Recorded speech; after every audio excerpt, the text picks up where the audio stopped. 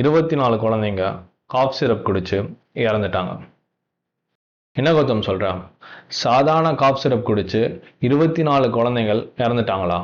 2 மாசத்துக்கு முன்னாடி அக்டோபர்ல மத்திய பிரதேஷ் சின்வாரா டிஸ்ட்ரிக்ட் அங்க குழந்தைங்களுக்கு இருமல் இருக்குன்ட்டு டாக்டர் ஒரு காஃப் சிரப்பை பிரிஸ்கிரைப் பண்ணாரு. அந்த காஃப் சிரப்பை குடிச்சோன்னே குழந்தைங்களுக்கு 2-3 நாள்ல இருமல் சரியாயிருச்சு. ஆனா அதுக்கப்புறம் சில குழந்தைங்களுக்கு யூரின் போறது கொஞ்சம் கொஞ்சமா ஸ்டாப் ஆயிடுச்சு. சில குழந்தைங்களுக்கு வயிறு வலி வந்துடுச்சு, சில குழந்தைங்களுக்கு வாமிட் வந்துச்சு, சில குழந்தைங்க மயங்கியே விழுந்துட்டாங்க. இதனால பதட்டமான பேரண்ட்ஸ் பக்கத்துல இருந்த ஹாஸ்பிட்டல்ல அட்மிட் பண்ணாங்க. அங்க இருந்த டாக்டர்ஸ் எல்லா டெஸ்ட்டும் எடுத்தாங்க. ஆனா அவங்களால என்ன பிரச்சனைன்னு கண்டுபிடிக்க முடியல. செப்டம்பர் 7ஆம் தேதி அட்மிட் ஆன ஒரு குழந்தை இறந்துருச்சு. அதுக்கப்புறம் ஒரு நாளா நிறைய குழந்தைகள் இறக்க ஆரம்பிச்சாங்க. செப்டம்பர் 19ஆம் தேதி நாக்பூர்ல இருந்த ஒரு டாக்டர் காஃப் சிரப்ல டேஞ்சரஸ் கெமிக்கல் இருக்கலாம், அதனால இந்த பிரச்சனை வரலாம்ட்டு மத்திய பிரதேஷ் கவர்மெண்ட்டை சஜஸ்ட் பண்ணியிருந்தாரு.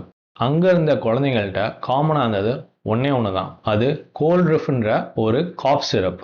ஸோ இந்த காஃப் சிரப்பை சின்வாரா டிஸ்ட்ரிக்ட்ல டெம்பரவரியா பேன் பண்ணிட்டாங்க மத்திய பிரதேஷ் கவர்மெண்ட். சின்வாரா டிஸ்ட்ரிக்ட்ல எந்த ஒரு டெஸ்ட் லேபும் இல்லாதனால 300 கிலோமீட்டர் தள்ளி இருந்த மத்திய பிரதேஷ் கேபிட்டல் போபாலுக்கு இந்த காஃப் சிரப்பை டெஸ்ட்டுக்கு சென்ட் பண்ணாங்க.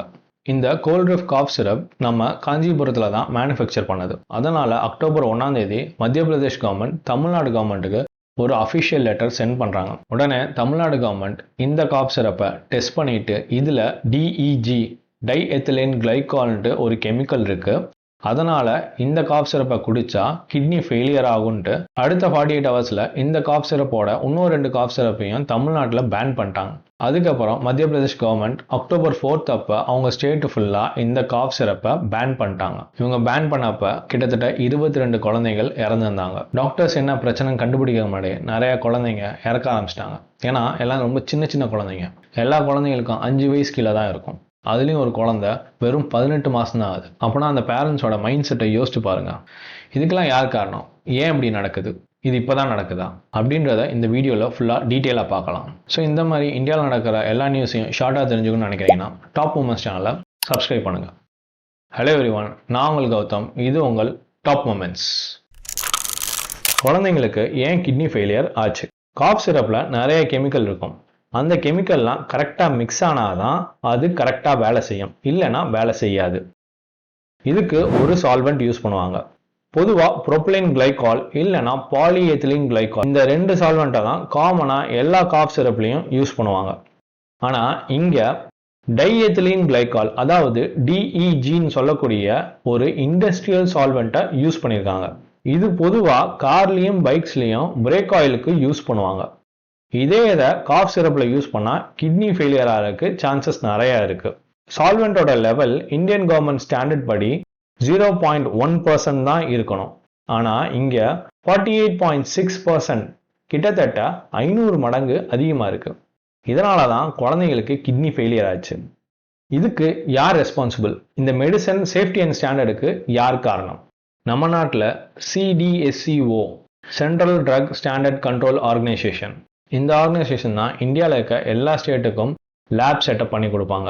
அதுபோக ஒரு மெடிசன்லையும் என்னென்ன கெமிக்கல் இருக்கணும், அந்த கெமிக்கலில் எவ்வளோ காம்போசிஷன் லெவல் இருக்கணும் அப்படின்னு ஸ்டாண்டர்ட் செட் பண்ணுறது இந்த ஆர்கனைசேஷன் தான். 1940 ட்ரக் அண்ட் காஸ்மெட்டிக் ஆக்ட் படி ஒரு ட்ரக் மேனுஃபேக்சர் ஃபேக்ட்ரிக்கு லைசன்ஸ் கொடுக்கறதும், அவங்க என்னென்ன ரூல்ஸ் அண்ட் ரெகுலேஷன்ஸ் ஃபாலோ பண்ணணும், அவங்க ப்ரொடியூஸ் பண்ணுற மெடிசன் சென்ட்ரல் கவர்மெண்ட் ஸ்டாண்டர்ட் படி இருக்கான்னு செக் பண்ணுறதும் ஒரு ஸ்டேட் கவர்மெண்ட்டோட ரெஸ்பான்சிபிலிட்டி. ஆனால் இங்கே கோல்ட்ரிஃப் மேனுஃபேக்சர் கிட்டத்தட்ட 374 ரூல்ஸை வைலேட் பண்ணியிருக்காரு.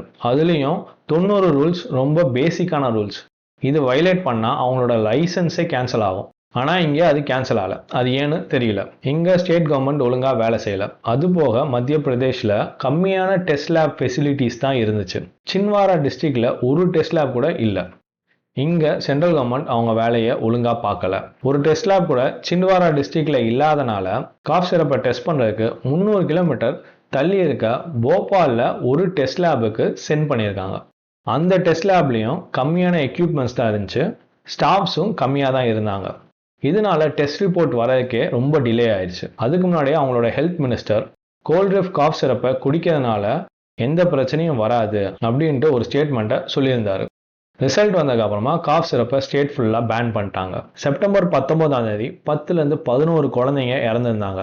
அதுவே பேண்ட் அன்னைக்கு 22 குழந்தைங்க இறந்துருந்தாங்க. காஃப் சிரப்னால குழந்தைங்க இறக்குறது இது ஃபர்ஸ்ட் டைம் இல்லை, இது ரொம்ப வருஷமா நடந்துட்டு இருக்கு. 1990ல நைஜீரியாவில் 47 குழந்தைங்க இறந்துருந்தாங்க. 1998ல இந்தியாவில் 36 குழந்தைங்க இறந்துருந்தாங்க. கடைசியா 2022ல கேம்பியாவில் 70 குழந்தைங்க இறந்துருந்தாங்க.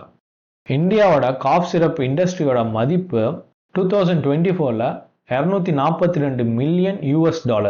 அதுவே 2035ல $742 மில்லியன் இருக்கும்னு கணிக்கிறாங்க. அடுத்த 10 வருஷத்துல 9.9% க்ரோ ஆகும்னு கணிக்கிறாங்க. இதனால அங்கங்க குட்டி குட்டியான ட்ரக் மேனுஃபேக்சர்ஸ் கிரியேட் ஆகிறாங்க. அதனால எவ்ரி இயர் மெடிசனோட மேனுஃபேக்சர் இன்க்ரீஸ் ஆகிட்டே இருக்கு. ஸோ இதுதான் பிரச்சனை. நம்மள்கிட்ட டெஸ்ட் லேப் ஃபெசிலிட்டிஸ் இல்லாதனால தான் நம்மளால எல்லா காஃப் சிரப்பையும் ஸ்ட்ரிக்டாக டெஸ்ட் பண்ண முடியல. ஸோ காஃப் சிரப்போட மேனுஃபேக்சருக்கு ஏற்ற மாதிரி நம்மளோட டெஸ்ட் லேப் ஃபெசிலிட்டிஸை இன்க்ரீஸ் பண்ணால் ஃப்யூச்சரில் ஒரு குழந்தை கூட காஃப் சிரப்னால இறக்காது. கொஞ்ச நாளைக்கு முன்னாடி தீபாவளி கொண்டாடினோம். சைக்ளோனால் போன வாரம் ஃபுல்லாக தமிழ்நாட்டில் மழை பெஞ்சிச்சு. இதனால நிறைய பேத்துக்கு இருமல் வந்திருக்கும். அதுலேயும் முக்கியமாக நிறைய குழந்தைங்களுக்கு வந்திருக்கும். பேரண்ட்ஸ் அலட்சியமாக லோக்கலில் இருக்க ஒரு மெடிக்கல் ஷாப் போய் ஒரு காஃப் சிரப் வாங்கி கொடுத்துருப்பாங்க, இல்லைனா பழைய ப்ரிஸ்கிரிப்ஷனில் இருக்க காஃப் சிரப்பாக வாங்கி கொடுத்துருப்பாங்க. அதுக்கும் மேலே பேரண்ட்ஸோட காஃப் சிரப் மிச்சமாக இருந்தால் அதே குழந்தைக்கு கொடுப்பாங்க. அடல்ட் காஃப் சிரப்பில் கெமிக்கல்ஸ் ரொம்ப ஸ்ட்ராங்காக இருக்கும். அதனால் குழந்தைங்களுக்கு நிறையா சைடு எஃபெக்ட்ஸ் வரும். காஃப்லேயே 2 டைப் ஆஃப் காஃப் இருக்குது. ஒன்று ட்ரை காஃப், இன்னொன்று வெட் காஃப். ட்ரை காஃப் எப்பயுமே ஏர் பொல்யூஷனால் வரும், ஸ்மோக், டஸ்ட், சில டைம் அலர்ஜினால் வரும். வெட் காஃப் மழையில் நனைஞ்சாலோ இல்லாட்டி அதிகமாக வேர்த்தாலோ சளி ஃபார்ம் ஆகி அதனால வரும். ஸோ இந்த 2 காஃப் ஒரே காஃப் சிரப்னால சரியாகாது. அதுக்கு தனித்தனியான காஃப் சிரப் இருக்கு.